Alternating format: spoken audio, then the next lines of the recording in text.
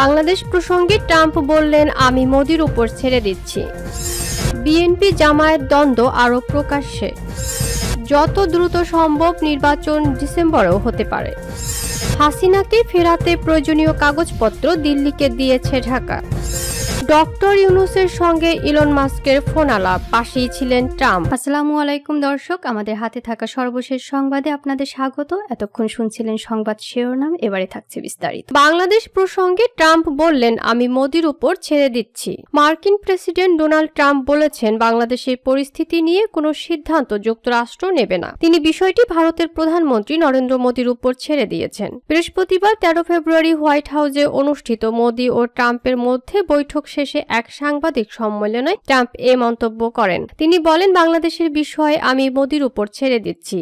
এর মাধ্যমে তিনি জানিয়ে দেন, বাংলাদেশে চলমান সংকটের বিষয়ে যুক্তরাষ্ট্র কোনো ভূমিকা পালন করবে না। মার্কিন ডিপ টেস্টে জড়িত থাকার বিষয়ে প্রশ্নের জবাবে ট্রাম্প বলেন, বাংলাদেশের ঘটনার সঙ্গে যুক্তরাষ্ট্রের সংশ্লিষ্টতা নেই। মোদি সাংবাদিকদের বলেন, আমার ও প্রেসিডেন্ট ট্রাম্পের মধ্যে একটি বিষয় মিল রয়েছে। আমরা দুজনেই আমাদের দেশের স্বার্থ আগে রাখি। ট্রাম্পও মোদির প্রশংসা করেন এবং বলেন, মোদি ভারতে দারুণ কাজ করছেন। আমাদের মধ্যে ভালো বন্ধুত্ব রয়েছে। বৈঠকে রাশিয়া ইউক্রেন যুদ্ধ, বাণিজ্য, অভিবাসন সহ একাধিক বিষয় আলোচনা করেছেন। সম্প্রতি বাংলাদেশের পরিস্থিতি নিয়ে জাতিসংঘ একটি প্রতিবেদন প্রকাশ করেছে। সেখানে ক্ষমতাচ্যুত প্রধানমন্ত্রী শেখ হাসিনার সরকারের বিরুদ্ধে মানবাধিকার লঙ্ঘন ও গণতন্ত্র ধ্বংসের অভিযোগ আনা হয়েছে। 2024 সালের ছাত্র আন্দোলন নিয়ে করা প্রতিবেদনটিতে বিক্ষোভকারীদের উপর হামলা ও বহু মানুষের মৃত্যুর ঘটনার চিত্র তুলে ধরা হয়েছে। বাংলাদেশের জাতীয়তাবাদী দল বিএনপির নেতা ফখরুল ইসলাম আলমগীর এ প্রতিবেদনের বিষয়ে বলেন,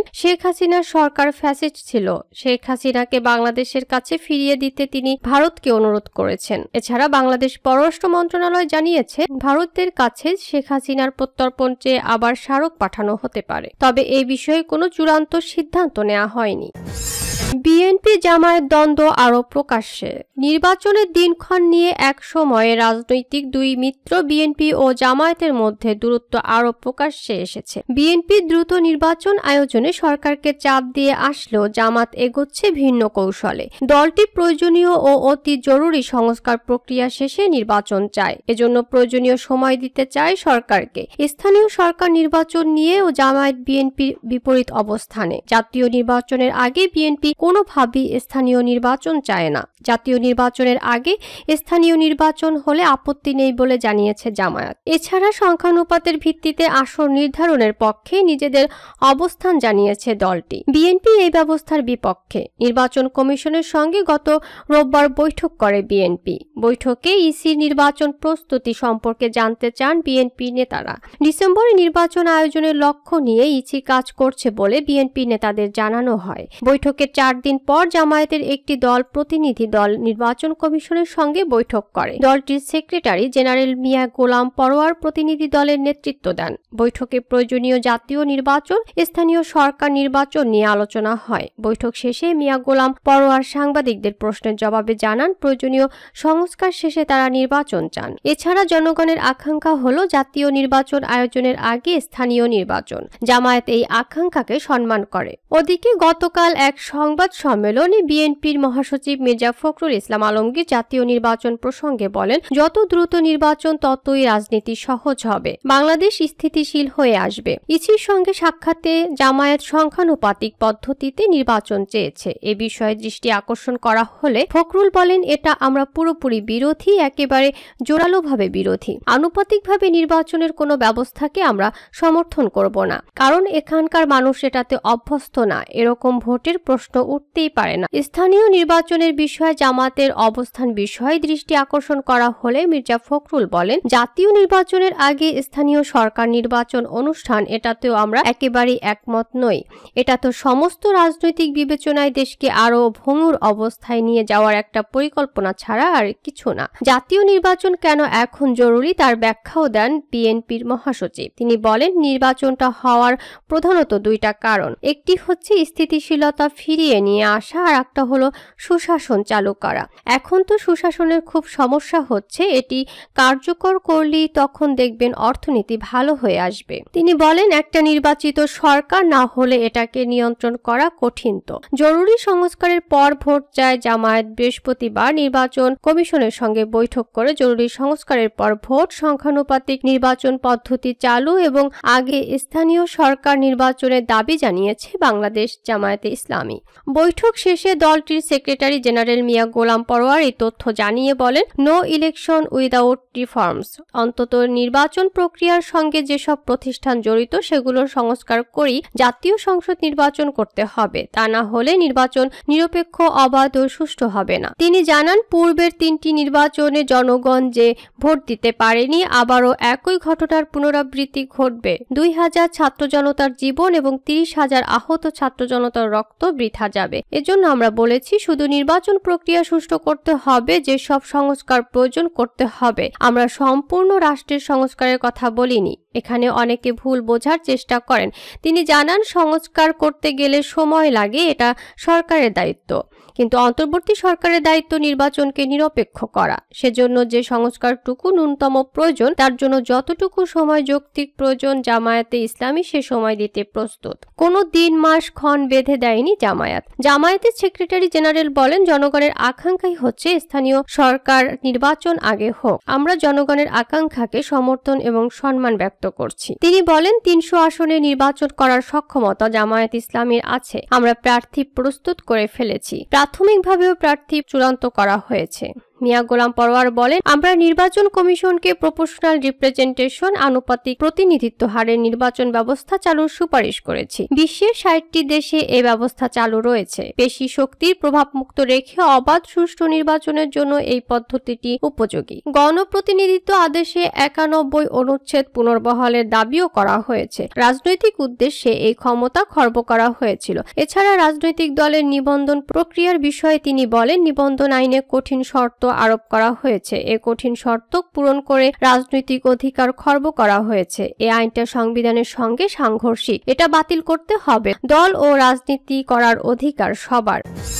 যত দ্রুত সম্ভব নির্বাচন ডিসেম্বরেও হতে পারে। ছাত্র জনতার গণ অভ্যুত্থানে দায়িত্ব নেওয়া অন্তর্বর্তীকালীন সরকার যত দ্রুত সম্ভব নির্বাচন আয়োজন করবে বলে জানিয়েছেন প্রধান উপদেষ্টা ডক্টর মোহাম্মদ ইউনূস। তিনি বলেন, রাজনৈতিক দলগুলোর সঙ্গে আলোচনায় বসছি, যত দ্রুত সম্ভব আমরা নির্বাচন দেব। এটা এবছরের ডিসেম্বরেও হতে পারে। বৃহস্পতিবার সংযুক্ত আরব আমিরাতের দুবাইয়ে 2 দিন ব্যাপী ওয়ার্ল্ড গভর্নমেন্ট সামিটের ইন্টারেক্টিভ প্লেনারি অধিবেশনে একথা বলেন ডক্টর মোহাম্মদ ইউনূস। সেশনটি পরিচালনা করেন CNN এর সাংবাদিক বেকি অ্যান্ডারসন। বাংলাদেশের অর্থনীতি, সমাজ, প্রশাসন সহ সবকিছু ভেঙে পড়ার কথা উল্লেখ করেন প্রধান উপদেষ্টা। তিনি বলেন, বর্তমান সরকারের কাজ সবকিছু পুনর্গঠন। যেমন ব্যাংকিং ব্যবস্থা পুরোপুরি ধসে গিয়েছিল, $16 বিলিয়ন পাচার হয়ে গেছে। প্রথমত অর্থনীতি, দ্বিতীয়ত আইন শৃঙ্খলা, এরপর প্রতিষ্ঠানগুলো ঠিক করতে হবে। এ সময় বাংলাদেশি রিজার্ভ তলানিতে চলে গেছে বলে উল্লেখ করেন তিনি। ডক্টর মোহাম্মদ ইউনূস বলেন, আমাদের সামনে এখন সবচেয়ে বড় চ্যালেঞ্জ দেশে আইন শৃঙ্খলা ফিরিয়ে আনা, সামাজিক শৃঙ্খলা ও ভঙ্গুর অর্থনৈতিক স্থিতিশীলতা ফিরিয়ে আনাও আমাদের চ্যালেঞ্জ। ফ্যাসিস্ট সরকারের বিচার করতেও আমরা কাজ করছি। হাসিনাকে ফেরাতে প্রয়োজনীয় কাগজপত্র দিল্লিকে দিয়েছে ঢাকা। প্রত্যর্পণ চুক্তির আলোকে শেখ হাসিনাকে ফিরিয়ে আনার জন্য ভারত সরকারকে চিঠি পাঠানো হয়েছে বলে জানিয়েছেন পররাষ্ট্র মন্ত্রণালয়ের মুখপাত্র মোহাম্মদ রফিকুল আলম।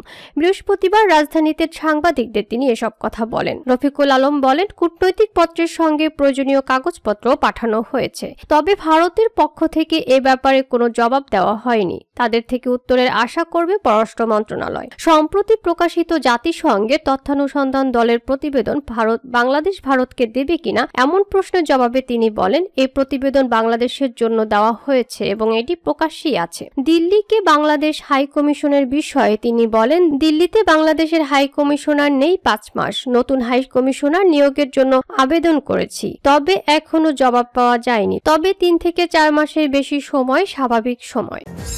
ডক্টর ইউনূসের সঙ্গে ইলন মাস্কের ফোন আলাপ, পাশেই ছিলেন ট্রাম্প।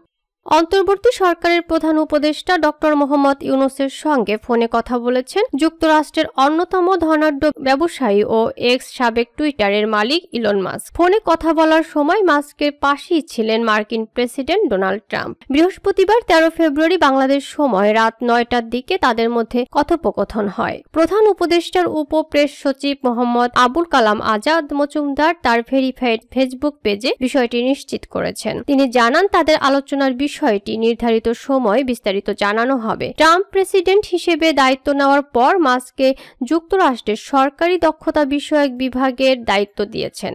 এ বিভাগের মাধ্যমে সরকারি ব্যয় সংকোচনের লক্ষ্যে কাজ করবেন মাস্ক। বিশ্বের শীর্ষ ধনী মাস্ক টেসলা, স্পেস এক্স ও এক্সের মালিক। প্রধান উপদেষ্টা ডক্টর মোহাম্মদ ইউনূস বর্তমানে আরব আমিরাতের দুবাইয়ে রয়েছেন। ওয়ার্ল্ড গভর্নমেন্ট সামিট 2025 সম্মেলনে অংশ নিতে 2 দিনের সফরে সেখানে যান তিনি। গত 12 ফেব্রুয়ারি দুবাই স্থানীয় সময় রাত 11:15 দুবাই পৌঁছান প্রধান উপদেষ্টা। এর আগে 13 ফেব্রুয়ারি দুবাইয়ের ওয়ার্ল্ড গভর্নমেন্ট সামিট 2025 সম্মেলনে অংশ নিতে আমিরাতের উপরাষ্ট্রপতি ও প্রধানমন্ত্রী এবং দুবাইয়ের শাসক আমির শাইখ মোহাম্মদ বিন রাশিদ আল মাকতুম প্রধান উপদেষ্টাকে একটি আমন্ত্রণপত্র পাঠান। এবারের সম্মেলন সরকারগুলোর মধ্যে কার্যকরী অংশীদারি ও বৈশ্বিক মতবিনিময় এবং সহযোগিতা বৃদ্ধির মাধ্যমে সরকার ও জনগণের মধ্যকার সেতুবন্ধন সৃষ্টিতে প্ল্যাটফর্মটির উদ্যোগ অব্যাহত রাখবে। প্রধান উপদেষ্টা সম্মেলনে যোগদানের মাধ্যমে বৈশ্বিক বিভিন্ন চ্যালেঞ্জ মোকাবেলা করতে তার চিন্তা এবং বৈশ্বিক বিভিন্ন ইস্যুতে বাংলাদেশের অবস্থান তুলে ধরার সুযোগ রয়েছে।